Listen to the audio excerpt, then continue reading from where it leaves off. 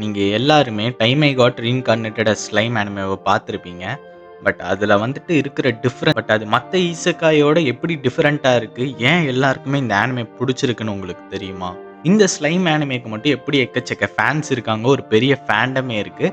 அப்படி என்ன இந்த ஆனிமேல ஸ்பெஷலாக கொடுத்துட்டாங்கன்னு உங்களுக்கு தெரியுமா? இந்த வீடியோவில் நம்ம டைம் ஐ காட் ரீஇன்கார்னேட்டட் ஸ்லைமோட ஃபுல் வீடியோ டீப்பாக பேச போகிறோம். இந்த வீடியோவை ஃபுல்லாக பாருங்கள். உங்களுக்கு எக்கச்சக்க புது புது விஷயத்தை தெரிஞ்சுக்க முடியும் வித்தவுட் ஸ்பாய்லர்ஸ். அண்ட் அதுக்கு முன்னாடி ஹாப்பி நியூ இயர் கைஸ். புது வருஷம் என்ன பண்ண போகிறீங்க, உங்களோட ஓட்ஸ்லாம் என்னது எடுத்துருந்தீங்கன்னா கமெண்ட் பண்ணுங்கள். அண்ட் நானும் வந்துட்டு இந்த புது வருஷத்தோட புதுசாக ஒன்று ஸ்டார்ட் பண்ணியிருக்கேன். அதுதான் மாஸ்டர் ஃப்ளிக்ஸ் மர்ச்.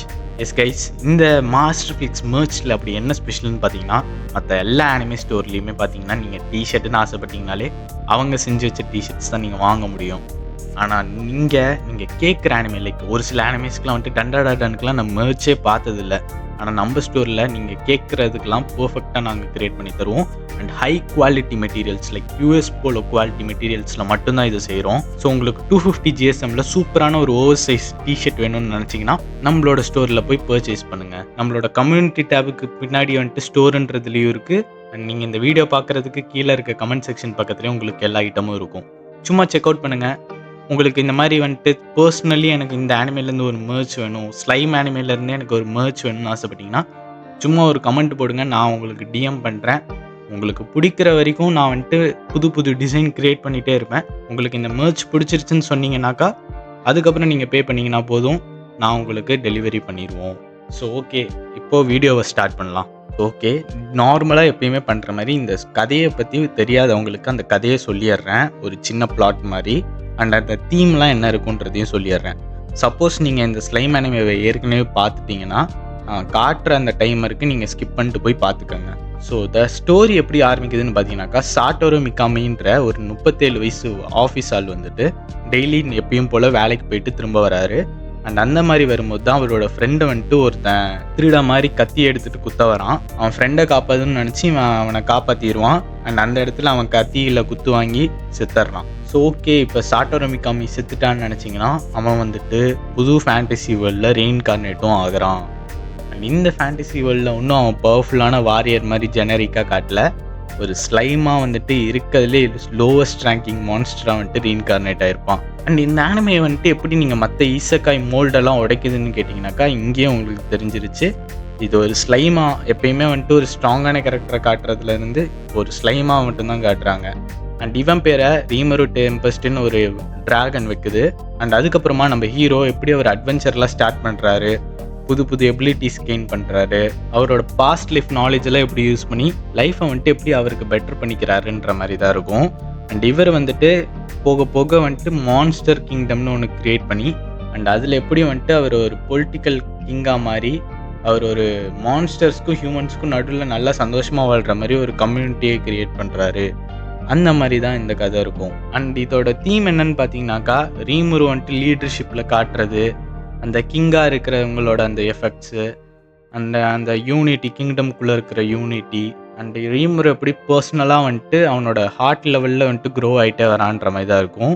இதோட அனிமேஷன் அண்ட் சவுண்ட் ட்ராக்லாம் டாப் நாச்சாக இருக்கும். சும்மாவே சொல்லக்கூடாது, ஒரு சீசனுமே க்ளீனாக பண்ணியிருப்பாங்க. ஸோ ஓகே, இப்போ நம்ம ரியல் ஷீட்டை பற்றி பேசலாம். Time I got reincarnated slime இது எப்படி வந்துட்டு எனக்கு பர்சனல் லெவலில் ரொம்ப பிடிச்சிருக்கணும், அதை பற்றிலாம் பேசலாம். So time I got reincarnated slime பார்த்தீங்கன்னாக்கா சும்மா உங்களுக்கு நான் சொன்ன மாதிரி ஒரு ஜெனரிக் ஈசக்காய் ஆனிமே இல்லை. ஸோ ஈசக்காய் ஆனிமேனாலே நிறைய ஹேட்டர்ஸ் இருக்காங்க. நிறைய பேர் இப்போலாம் வந்துட்டு ஆனிமே பார்க்குறத நிறுத்திட்டேன்னுலாம் சொல்லுவாங்களாமா ஜப்பானில்.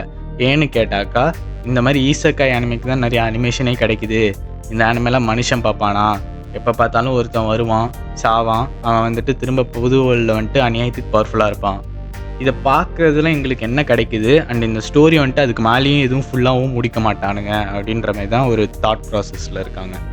அப்படி இருக்கிற பீப்புள்ஸ்க்கு கூட time I got reincarnated slime, Mushoku Tensei அந்த மாதிரி ஆனிமெல்லாம் பிடிக்கும். ஏன்னு கேட்டிங்கன்னா, இந்த ஆனிமெல்லாம் பர்ஃபெக்ட் ஸ்டோரி பில்டிங் இருக்கும். அதாவது நீங்கள் வந்துட்டு சும்மா ரீமரு டெம்பஸ்ட் பிறந்துட்டான் சாவு போகிறான் அந்த மாதிரி தான் காட்ட மாட்டாங்க. அதுக்கு முன்னாடி என்னெல்லாம் நடந்துச்சு, ஏன் அவன் அந்த மாதிரி ரீஇன்கார்னேட் ஆனா, அண்ட் அதுக்கப்புறமா அவன் லைஃப் அவன் எப்படி பில்ட் பண்ணுறான்.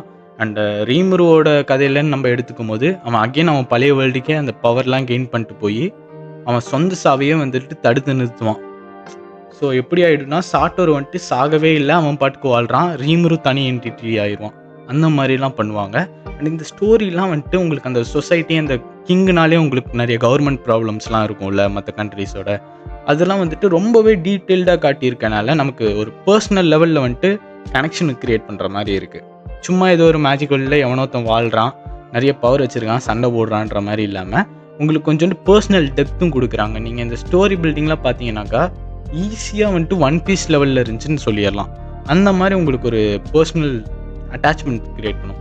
ஸோ சீசன் 2 இதுக்கு தமிழ் டப் எப்போ கிடைக்கணும்னு நம்மளால சொல்லவே முடியாது.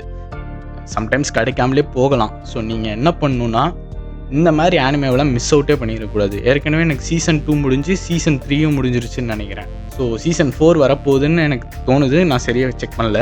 ஸோ நீங்கள் வெயிட் பண்ணுறதோட நீங்கள் ஒரு சப்போஸ் நீங்கள் பீப்புளார் வந்துட்டு நமக்குலாம் இங்கிலீஷ் நாலேஜ் ஈக்குவலாக நல்லாவே இருக்குது. ஸோ நீங்கள் வந்துட்டு அந்த ஜட்ஜ்மெண்டெல்லாம் ஐ ஃபீல் யூ. ஏன்னா நீங்கள் தமிழ் டப்பில் ஏன் பார்க்கணும்னு நினைக்கிறீங்கன்றது எனக்கு புரியுது. பட் நீங்கள் ஒரு இங்கிலீஷ் டப்பில் ட்ரை பண்ணி பார்த்தீங்கன்னா உங்களுக்கு பல வருஷத்துக்கு வெயிட் பண்ண வேணாம். இந்த மாதிரி தமிழ் டப் எப்படா அடுத்தது வரும்ன்றது வெயிட் பண்ணாமல் டக்குன்னு பார்த்துட்டு போயிடலாம். அதான் சொல்ல வரேன்.